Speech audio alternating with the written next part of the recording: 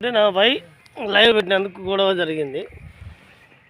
Press reporter phone చేసినా రారు, ఎవరు రాడు. కాంట్రాక్టర్ గారిని అడిగితే వాడు అంటాడు ఎమ్మెల్యేకి ఇవ్వాలి, ఎస్ఐలు పిఎస్లకు ఇవ్వాలి, వార్డు మెంబర్కి ఇవ్వాలి, సర్పంచ్కి ఇవ్వాలి, మెయిన్ ప్రెస్ రిపోర్టర్కి ఇవ్వాలి. ఓన్కి చెప్పుకో ఇంతమందిని మేపాలి, నాకు లక్షల కోటి సంపాదించుకుంటా అనుకుంటాం అనే మాట మాట్లాడేకాడికి వస్తారు వాగులలో కూడా.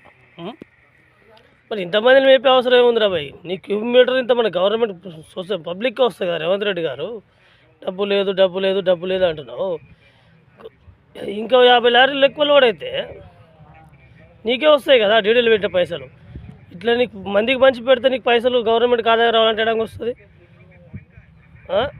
వాషింగ్ పెట్టి గవర్నమెంట్కి ఆదాయం వచ్చేటట్టు ఇంకా 10 పనులు లోడ్ ఎక్కువ అయితే 1,50,000 పెరుగుతుంది. సింపుల్గా చెప్తున్నా. 100 పనులకు 1,50,00,000, రోజుకు 100 పనులు ఎక్కువ పెరిగితే 1,50,00,000 లాభం. ఇది గుర్తుపెట్టుకోవాలి.